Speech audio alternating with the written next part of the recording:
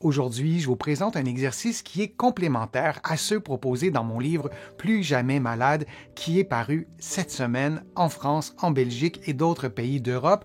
Le livre est aussi en librairie au Québec. Merci pour vos bons mots, votre soutien, vos messages. Vraiment, ça me touche beaucoup et j'ai aussi été très touché lors du lancement du livre.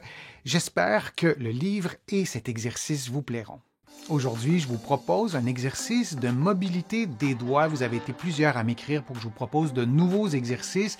Certains et certaines d'entre vous sont préoccupés par la santé de leurs doigts en raison de l'avancée en âge, de problèmes liés à l'arthrite par exemple, mais aussi, et vous êtes nombreux et nombreuses, à exercer un métier, une profession qui surutilise les doigts, les dentistes, les couturiers, les couturières, les musiciens professionnels aussi. La liste, elle est longue. Alors voici une nouvelle vidéo qui vous propose un exercice différent que je ne vous avais pas encore présenté. Vous écoutez peut-être la vidéo parce que vous avez utilisé les codes QR de mon livre Plus jamais malade ou d'une des listes de lecture du livre. Si vous n'avez pas encore le livre, il n'y a aucun souci, vous pourrez parfaitement suivre mes explications et comprendre les instructions de l'exercice. C'est un exercice qui se fait partout, qui est simple à faire, qui ne demande pas d'accessoires.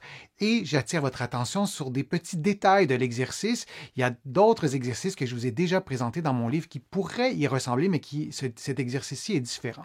Donc, j'ai appelé ça le jeu de paume, mais avec une extension métacarpo-phalangienne. Alors, vous voyez l'exercice, vous placez vos mains l'une face à l'autre, vous faites une flexion de tous les doigts, la pointe des doigts d'une main touche à la pointe des doigts de l'autre main et vous placez vos doigts en contact complet, mais pas vos paumes. Donc, les paumes de la main ne seront pas en contact. Ça stimule l'extension des doigts. Vous voyez que je tourne mes mains. La seule raison pour laquelle je fais ça, c'est d'abord pour vous montrer l'exercice, pour que vous le voyez bien. Vous pourriez aussi ajouter, comme je le fais pour que vous le voyez bien, une rotation des avant-bras. Ça augmente le niveau de difficulté, mais ce n'est pas indispensable. Vous faites une dizaine de mouvements, vous prenez une pause et vous répétez 3 séries. Je vous le dis souvent, aucun exercice ne doit augmenter ni reproduire la douleur. Si c'est le cas, vous ne faites pas l'exercice et vous consultez un professionnel de la réadaptation.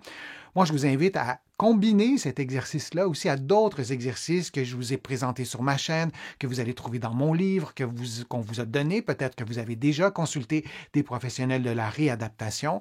Et si vous exercez un métier, une profession qui surutilise, qui sursollicite vos doigts, je pense que c'est essentiel de prendre soin de la santé de vos doigts. Parfois, on perd de la mobilité, on ne s'en rend pas compte. Alors, de faire un exercice comme celui que je vous propose peut aussi être une belle occasion de prendre conscience d'une raideur articulaire et parfois de faire des exercices tout simples nous permettent de retrouver cette mobilité. Souvenez-vous que l'anatomie de la main, elle est vraiment très complexe. Il y a des poulies dans l'anatomie de la main. Les os aussi sont très particuliers. On a dans la main des petits os qui ressemblent à des cailloux. On a des os longs qui constituent les doigts. Alors, c'est une bonne idée d'en prendre soin et de nos mains et de nos doigts. Et avec tous les appareils portables qu'on manipule beaucoup, plusieurs heures par jour, parfois, il peut y avoir de l'usure prématurée. Donc, de préserver sa mobilité avec un exercice qui est vraiment tout simple, qu'on intègre aussi à un programme d'exercice plus complet. Ça peut être une belle occasion de prendre soin et de se sensibiliser aussi sur l'importance de la santé des doigts et des mains. Je suis Denis Fortier, je vous remercie beaucoup. Je vous dis à une prochaine fois, à une prochaine vidéo.